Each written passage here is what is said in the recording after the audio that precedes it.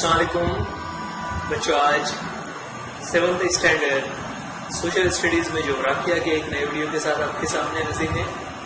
ये वीडियो मुंबई महानगर पालिका के वर्चुअल क्लास की तरफ से पेश किया जा रहा है। मैं अंसारी राशिद अख्तर 7वीं जमात के जोग्राफिया के एक नए टॉपिक के साथ। तो चलिए शुरू करते हैं आज का हमारा टॉपिक।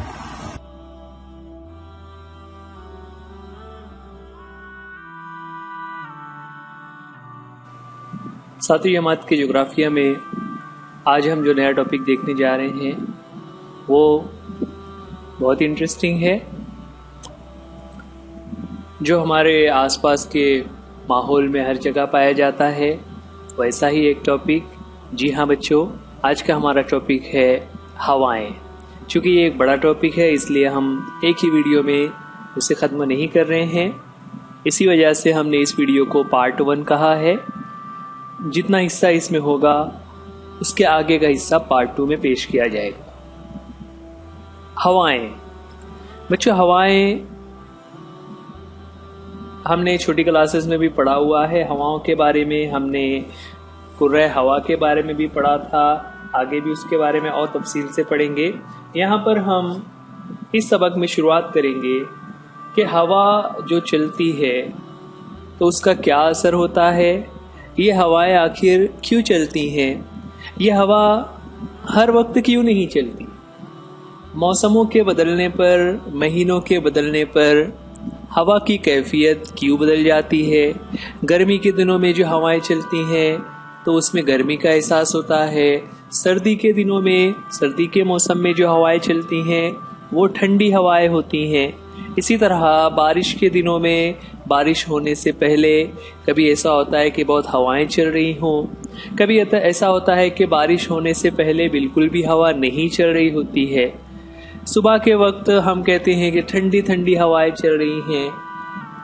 तो ये आखिर हवा की कैफियत क्यों कर हो रही है, क्या वजूहात होती हैं, कैसे ये अमल पूरा होता है, इन्हीं चीज़ों के बारे में हम ज्योग्राफिया के नुक्ते नज़र से कुछ चीज़ें यहाँ पर सीखेंगे। तो चलिए शुरू करते हैं हमारा सबक। सबक की शुरुआत में यहाँ पर कुछ सवालात दिए हुए हैं, कुछ एक्टिविटीज़ दी हुई हैं। हम उन एक्टिविटीज़ को अगर हम क्लास में होते तो हम क्लास में ज़रूर कर रहे होते, लेकिन आप इसे घर पर भी कर सकते हैं। जो भी एक्टिविटीज़ यहाँ पर है आप अपने घर पर ट्राई कर सकते हैं, आप उसका मुशाहिदा कर सकते हैं, उसे देख सकते हैं। सबक की शुरुआत एक एक्टिविटी से, बताइए तो भला। यहाँ पर एक सवाल हमारे सामने आ रहा है कि अगर हम जमात की खिड़की ने अपने क्लासरूम की खिड़की से बाहर देखते हैं तो हमें कौन सी चीज़ें हिलती हुई नज़र आ रही होती हैं और कौन सी चीज़ें ऐसी होती हैं जो हिल नहीं रही हैं, यानी साकित हैं, रुकी हुई हैं। तो घर पर भी हम ये एक्टिविटी कर सकते हैं कि आप अपने घर के बाहर खिड़की से देखिए कौन कौन सी चीज़ें हरकत कर रही हैं, कौन कौन सी चीज़ें हिल रही हैं, कौन सी चीज़ें नहीं हिल रही हैं। तो हम क्या देखते हैं कि हमारे आसपास के जितनी भी चीज़ें हैं उसमें से कुछ चीज़ें ऐसी हैं जो हिलती हुई नज़र आ रही हैं। जैसे यहाँ पर हम एक मंज़र पेश करेंगे जहाँ पर एक क्लासरूम की खिड़की है और खिड़की से बाहर क्या मंज़र दिखाई दे रहा है। देखिए यहाँ पर खिड़की से बाहर हम क्या देखते हैं कि एक पेड़ है, आसमान में बादल नज़र आ रहे हैं, हवा चलने की वजह से पेड़ में से पत्ते उड़ते हुए नज़र आ रहे हैं, आसमान से परिंदे उड़ते हुए जा रहे थे। खिड़की के बाहर एक लाइट का पोल भी लगा हुआ है। तो ये तमाम चीज़ें नज़र आ रही हैं। और ये हवाएं क्यों, पत्ते क्यों उड़ रहे थे? हवाओं की वजह से, कि हवा चल रही है तो ये पत्ते उड़ रहे हैं। तो आज का हमारा सबक हवा के बारे में है ना बच्चों। हवा जो होती है वो हमें नज़र नहीं आती, लेकिन हमें हवा के छूने का एहसास होता है। यानी जिस जगह में, जिस माहौल में हम रहते हैं, हमारे आसपास के माहौल में हवा कैसी है वो हमें छूने से महसूस होती है। छूने से मुराद ये कि हवा अगर ठंडी है तो हमें सर्दी का एहसास होगा, हवा अगर गर्म है तो गर्मी का एहसास होगा, हवा तेज़ चल रही है तो उससे हमें एहसास होता है। और कभी कभी ऐसा होता है कि जैसे आप खिड़की से बाहर देखें तो चीज़ों के हिलने की वजह से भी हमें हवा के मौजूद होने का एहसास होता है कि हवा चल रही है। ना। हवाएं या हवा का बहना जिसे विंड कहते हैं। बच्चों यहाँ पर आपको इंग्लिश के 2 वर्ड्स हैं, उसमें फ़र्क याद रखना है। एक होता है एयर और एक होता है विंड। जब अभी हम सबक शुरू कर रहे थे तो हमने यहाँ पर विंड कहा है। विंड का माने होता है बहती हुई हवाएं, और जब हम एयर कहते हैं तो एयर का मतलब क्या होता है, हम कहते हैं ना कि हवा हर जगह मौजूद है, तो वो जो हवा हर जगह मौजूद है उसे एयर कहते हैं। लेकिन जब हम कह रहे हैं कि कितनी अच्छी हवा चल रही है, तो ये जो चलने वाली हवाओं का जब तस्करा होता है तो उसे विंड कहते हैं। और आज जो हमारा सबक है वो विंड के बारे में है। तो आप ये इंग्लिश के 2 वर्ड्स का फर्क याद रखेंगे, एयर एंड विंड। यहाँ पर हवाओं के बहने के ताल्लुक से हम इस सबक में देखेंगे कि जो भी चीज़ें हमें हिलती हुई नज़र आ रही है, जैसे भी पीछे तस्वीर में देखा कि दरख्त से पत्तियां उड़ रही थी, तो ये क्यों हो रहा था, वो हवा के बहने की वजह से हो रहा था। अब आप ये सोचिए कि क्या हमेशा दरख्त के पत्ते हिलते रहते हैं? नहीं ना, वो तो कभी कभी हिलते हैं। इसी तरह आप में से बहुत सारे बच्चे पतंग उड़ाते होंगे, लेकिन कभी कभी क्या होता है, पतंग उड़ाने के लिए जब आप पतंग उड़ाने की कोशिश कर रहे होते हैं तो पतंग नहीं उड़ती। क्यों नहीं उड़ती? तो आप कहते हैं कि हवा नहीं चल रही है, इसीलिए पतंग नहीं उड़ रही है ना। तो ऐसा हो जाता है। तो हवा क्यों नहीं चल रही है, यह हवा कब चलती है, यह हमारे लिए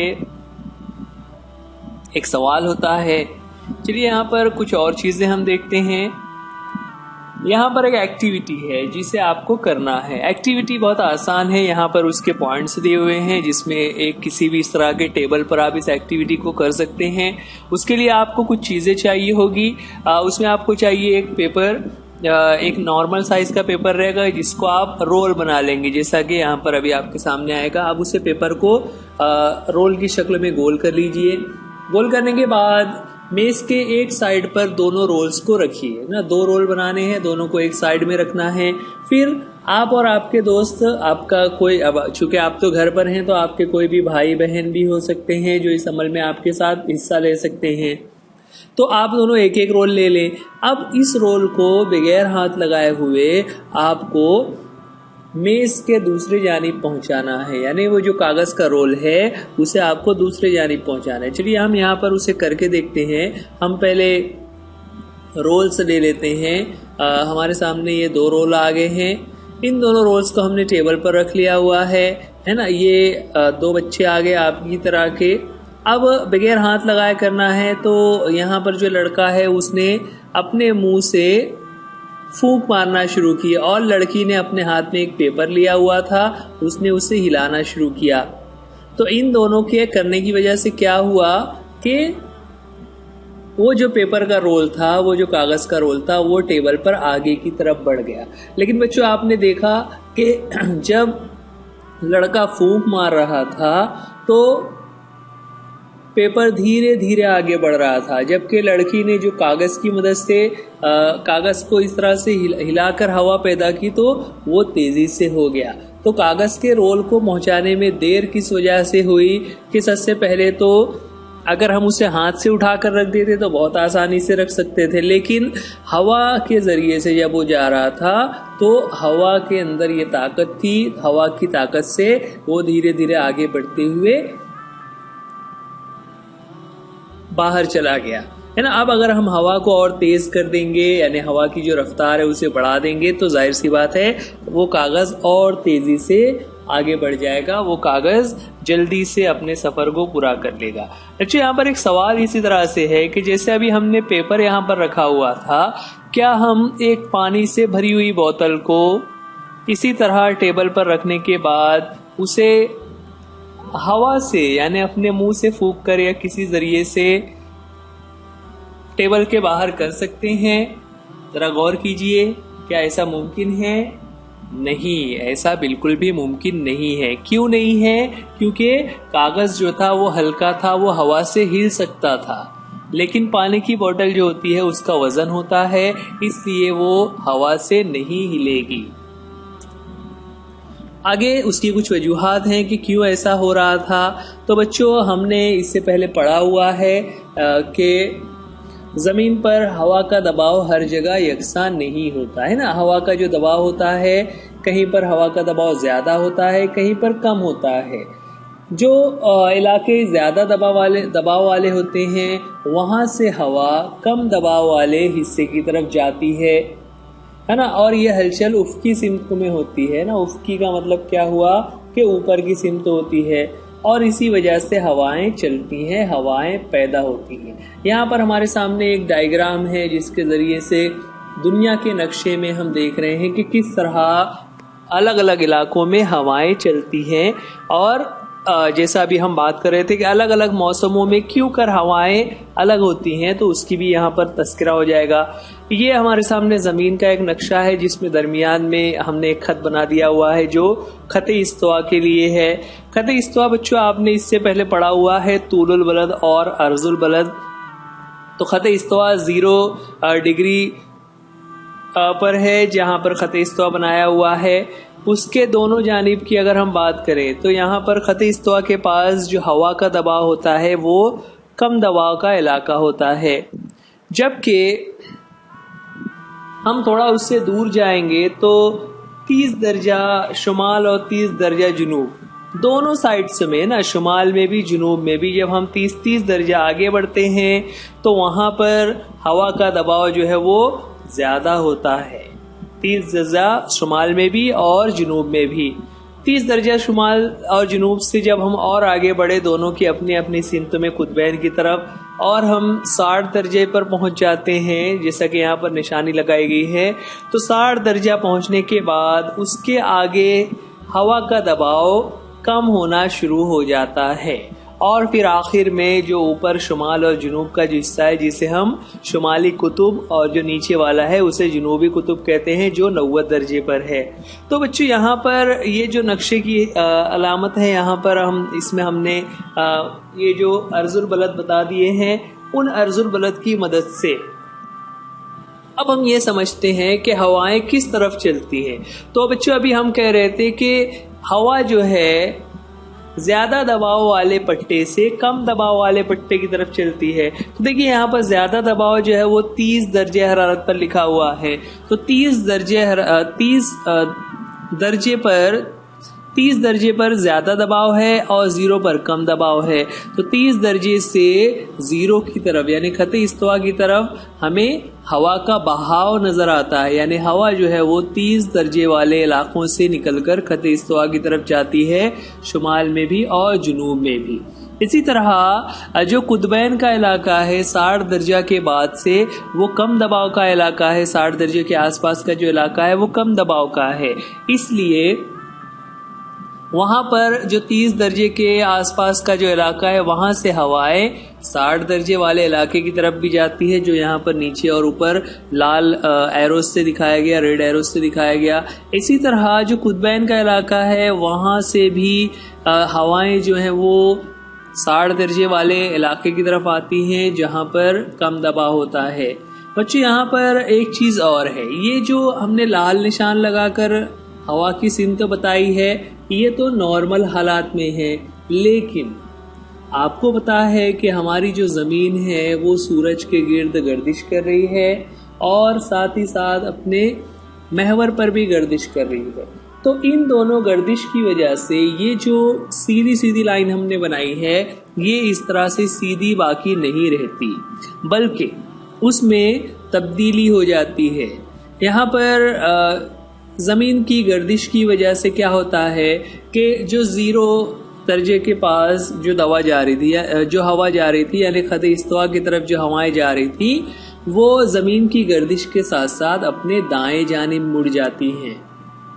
इसी तरह जुनूब से आने वाली हवाएं वो बाएं जानिब मुड़ जाती है। क्यों? क्योंकि हमारी जो ज़मीन है वो रोटेट हो रही है। तो रोटेट होने की वजह से क्या होता है कि जो हवा है वो उसकी सिमत बदल जा रही है। इसी तरह जो कुतबैन की तरफ यानी 60 दर्जे की तरफ जो हवाएं जा रही है वो भी अपोजिट साइड में इस तरह से मुड़ जाती हैं। जुनूब में और शुमाल में दोनों जानिब जो है वो हवाएं इस तरह से मशरिकी सिमत में पलट जाती हैं। अब यहाँ पर ये जो हवाओं की सिमत बदल रही है, इसी वजह से हमें अलग अलग मौसमों में हवाओं की चलने का एहसास होता है। यहाँ पर हिदायत पॉइंट्स में लिखा हुआ है कि लाल रंग के जो एरोज है वो हवा की असल सिमतें हैं, लेकिन है ना, जिसमें ये दिखाया गया कि ज्यादा दबाव वाले की तरफ से कम दबाव वाले इलाके की तरफ ये हवा चल रही है। लेकिन यहाँ पर ये जो ब्लू कलर से राउंड करके जो एरो बने हुए हैं, ये जमीन की महवरी गर्दिश की वजह से जो हवा की सिमत में तब्दीली हो जाती है वो दिखाया गया है। तो यहाँ पर इस शक्ल के जरिए से हम ये देख रहे हैं कि किस तरह हवा कम दबाव से ज्यादा दबाव की तरफ सफर कर रही होती है। तो ये हवा की सिमत में जो होने वाली तब्दीलियां हैं, उसका नक्शा हम यहाँ पर इस ज़मीन के नक्शे की मदद से समझ रहे हैं कि किस तरह से होता है। बच्चों, ये जो अर्जुल बलद और तुलुल बलद हम पढ़ते हैं, आपको वो अच्छी तरह से याद होना चाहिए। उसकी पैमाइश आपको याद रखनी है कि किस तरह 0 से शुरू होकर 90 तक ये जो है 90 दर्जे तक ये अर्जुल बलद को तकसीम किया हुआ है। यहाँ पर आगे देख रहे हैं कि हवा के दबाव के फ़र्क को जो हवा के दबाव का फ़र्क होता है उसकी शिद्दत के हिसाब से उसकी रफ्तार होती है। जैसा अभी हम कह रहे थे ना कि कभी कभी बहुत तेज़ हवाएं चलने लगती हैं, कभी कभी बिल्कुल भी हवा का एहसास नहीं होता। तो उसकी वजह क्या है कि अलग अलग इलाके जो हैं ज़्यादा दबाव वाले और कम दबाव वाले, उनमें उनकी शिद्दत का फ़र्क होता है। जहाँ पर शिद्दत ज़्यादा होगी वहाँ पर रफ्तार ज़्यादा होगी, जहाँ पर शिद्दत कम होगी वहाँ पर हवा की रफ्तार सुस्त हो जाएगी, यानी रफ्तार कम हो जाएगी।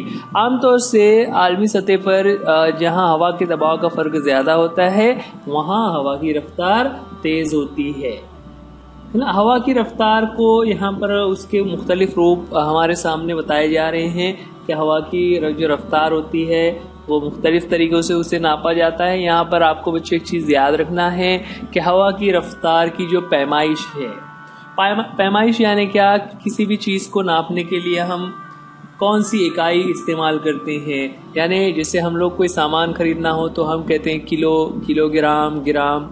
कोई अगर माए चीज़ खरीदनी हो, दूध वगैरह, तेल, तो हम लीटर का इस्तेमाल करते हैं। इसी तरह हवा की रफ्तार यानी हवा कितनी हवा चल रही है तो उसकी पैमाइश नापने के लिए किलोमीटर फी घंटा या नॉट्स ना, जिसे इंग्लिश में KNOTS और उसको शॉर्ट में KN लिखा जाता है, ये उसकी इकाई है जिसके ज़रिए से हवा की रफ्तार की पैमाइश की जाती है कि कितनी हवा चल रही है ना। इसी तरह ऐसे अभी पिछले दिनों बारिश बहुत ज़्यादा हो रही थी तो कितनी बारिश हो रही है उसकी मिकदार हम देख रहे थे। उसी तरह ये हवा है। यहाँ पर इसी नक्शे की मदद से कुछ सवालात दिए हुए हैं जिसको यहाँ पर कोशिश करके देखिए में सवालात आ रहे हैं। यहाँ पर एक टेबल ड्रॉ किया हुआ है, एक जदवल है जिसमें हवा में जो तब्दीली हो रही है उसके बारे में सवालात हैं। ऊपर के नुकात है कि हवा के दबाव के पट्टे, उसके बाद 2 हिस्से हैं जो हमारी ज़मीन के शुमाली निस्फ कुर्रा और जनूबी निस्फ कुर्रा। उसके बाद नीचे है वस्ती अर्जुल बलद। वस्ती अर्जुल बलद का मतलब क्या हुआ कि कम दबाव वाला जो 0 दर्जे वाला इलाका है उसके आसपास का जो इलाका है वो वस्ती अर्जुल बलद कहलाता है। इसी तरह कुतुब यानी जो दोनों ऊपर और नीचे की तरफ 90 दर्जे लिखे हुए हैं वो कुतुबैन है। एक अगर है तो उसे कुतुब कहते हैं, दोनों को साथ में अगर हम तस्करा करें तो कुतुबैन कहलाता है। देखिए बच्चों, यहाँ पर हम अगर शुमाली निस्फ कुर्रे में देखें तो शुमाली निस्फ कुर्रे में हवा 2 सिमत जा रही है ना। यानी अगर उसे हम 30 दर्जे के पास देखें, ऊपर की तरफ 30 दर्जे में देखें तो एक जो रेड कलर से एरो जो है वो 0 की तरफ आ रहा है और एक रेड कलर का एरो जो है वो 60 की तरफ जा रहा है। जो एरो 0 की तरफ आ रहा है हम वहां पर देख रहे हैं कि हवा जो है वो दाएं तरफ मुड़ गई है। दोनों ही जानिब यही अमल हुआ। जबकि कुतुबैन की तरफ यानी जो ऊपर का शुमाली कुतुब देखें तो वहां पर भी सीधी तरफ जा रही है, जबकि जनूबी निस्फ हिस्से में हवाएं जो है वो अपने बाएं जानिब सफर करती हैं, यानी उल्टे हाथ की तरफ मुड़ जाती हैं। ऐसा क्यों हो रहा है? तो इसकी वजह वही है हमारे ज़मीन का अपने महवर पर गर्दिश करना। कि ज़मीन जो घूम रही है उस घूमने की वजह से इन हवाओं पर ये असर पड़ता है कि हवा जो है वो दाएं या बाएं मुड़ जाती है। यहाँ पर उसी के बारे में वजाहत दी हुई है ना। यहाँ जो मुख्तलिफ किस्म के एरोज, ये जो तीर के निशान बने हुए हैं, वो ये जाहिर कर रहे हैं कि हवा किस जानिब मुड़ जाती है। तो जो लाल कलर से निशान लगे हुए हैं वो दरअसल असली हालत में है, और जो डार्क ब्लू कलर से बताया गया है वो मुड़ जाने के बाद किस तरह से वो मुड़ती हैं वो दिखाया गया। आगे बढ़ते हैं। यहाँ पर कुछ और एक्टिविटीज के लिए क्वेश्चन है, जिसमें है कि बताइए तो भला। यहाँ पर एक और तस्वीर हमारे सामने आ गई है। इस तस्वीर के बारे में देख लें कि ये तस्वीर जो है उसका तस्वीर का नाम नीचे लिखा हुआ है कि ज़मीन पर हवा के दबाव के पट्टे और सैयाराती हवाएं। बच्चों यहाँ पर इस तस्वीर को पहले हम देख लेते हैं। तस्वीर ऊपर से अगर शुरू करें तो बिल्कुल ऊपर लिखा हुआ है कुतबी ज्यादा दबाव के पट्टे, यानी जो बिल्कुल ऊपर ब्लू कलर से एक जो पट्टा बना हुआ है वो कुतुब है, शुमाली कुतुब, इसलिए उसका नाम दिया गया है कुतबी इलाका, और वहां पर दबाव ज्यादा होता है। इसी तरह बिल्कुल नीचे अगर हम देखें तो वहां पर जुनूब लिखा हुआ है, उसके नीचे है कुतबी ज्यादा दबाव वाले पट्टे, यानी वो जो नीचे की बिल्कुल लास्ट की ब्लू लाइन है वो जुनूबी कुतबी इलाका है जहां पर दबाव ज्यादा होता है। उससे आगे बढ़े। अच्छा, वो कुतुब के बाद जो हवाएं जो हैं उसका नाम कुतबी हवाएं हैं, और कुतबी हवाएं क्यों? वही शुमाली और जुनूबी कुतुब की वजह से उसका नाम कुतबी हवाएं कहा गया है। उसके बाद 65 से 55 ये जो इलाका है, यानी 65 दर्जे से लेके 55 दर्जे तक जो अर्जुल बलद का इलाका है, उस पट्टे को नाम दिया हुआ है ज़ेर कुतबी कम दबाव के पट्टे ना। ज़ेर कुतबी का मतलब क्या हुआ कि वो उसके नीचे है, यानी नक्शे के हिसाब से, इस शक्ल के हिसाब से भी हम देखें तो वो उसके नीचे है। 55 से लेकर 35 तक जो हवाएं हैं उन्हें मगरिबी हवाएं कहते हैं। 55 से लेकर 35 तक दोनों तरफ ना, शुमाली में भी और जनूबी में भी अगर हम गौर करें तो ये हवाएं एक ही सिमत में जा रही हैं।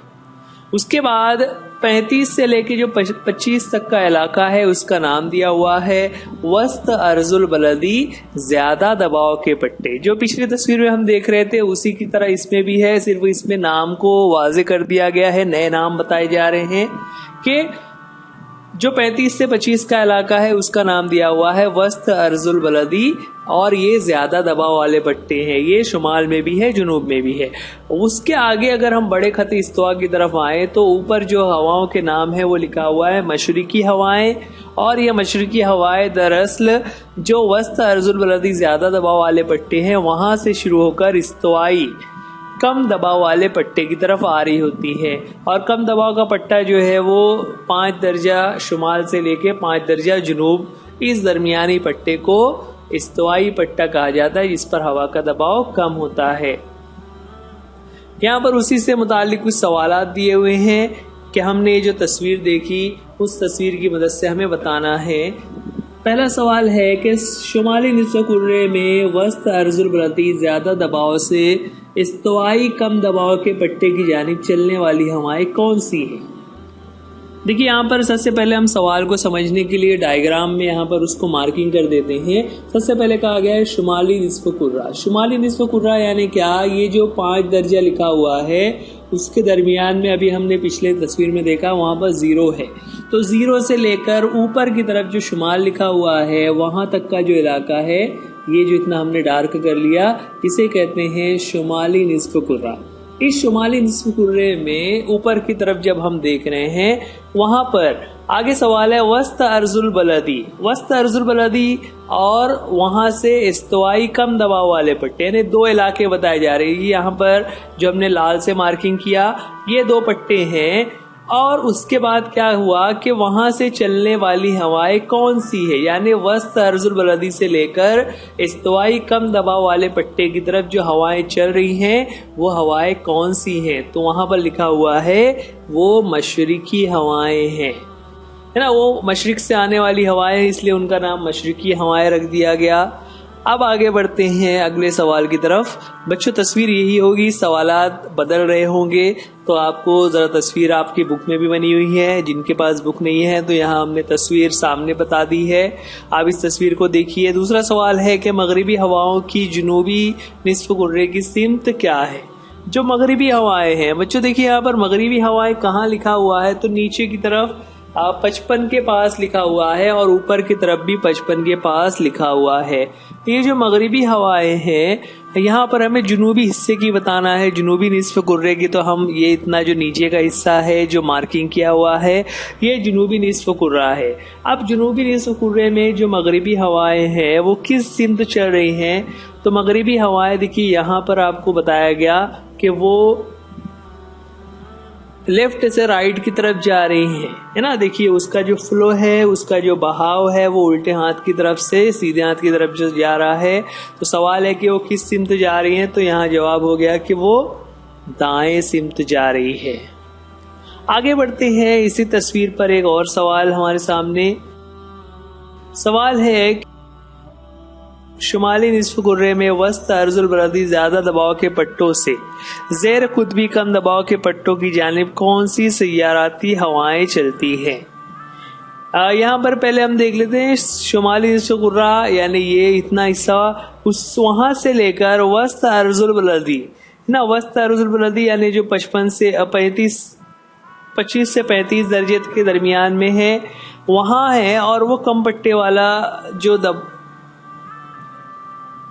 इलाका है ना, जो ज़ेर कुतबी इलाका जो नीचे की तरफ 55 से 65 तक हमें दिखाया दिया है, तो वहां पर वस्त अर्जुल बलदी से लेके ज़ेर कुतबी इलाके तक कौन सी सैयाराती हवाएं चलती हैं। ये जो देखिए यहाँ पर आपको एरो से दिखाया गया कि इस इलाके में कौन सी हवाएं चल रही हैं, तो ये मगरिबी हवाएं हैं।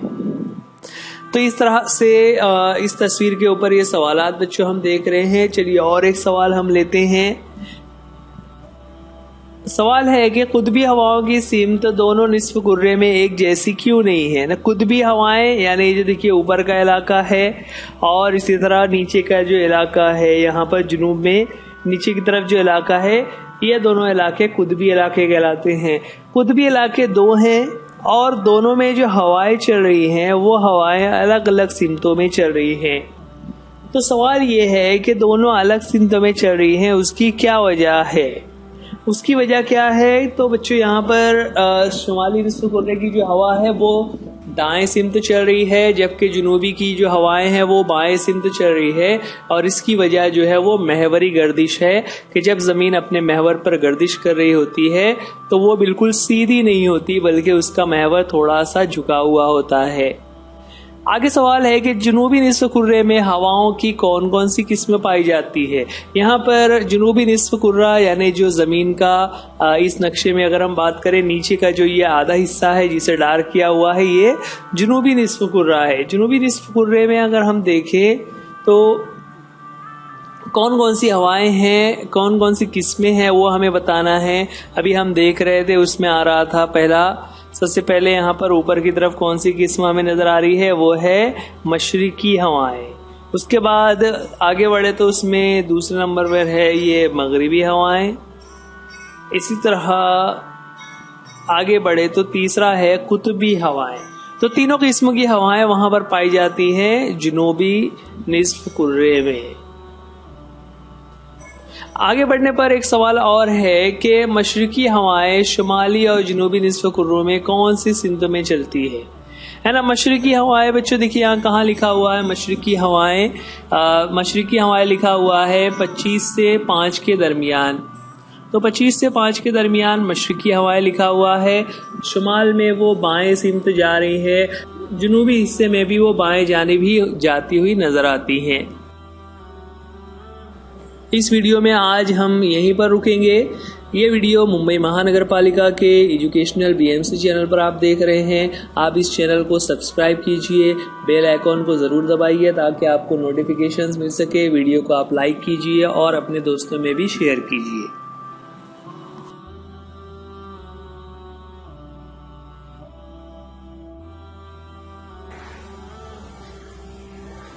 बच्चों आज के लिए इस वीडियो में इतना ही। उम्मीद करते हैं लेसन आपको समझ आ गया होगा। वीडियो देखने के लिए थैंक यू। अल्लाह हाफिज, गुड बाय।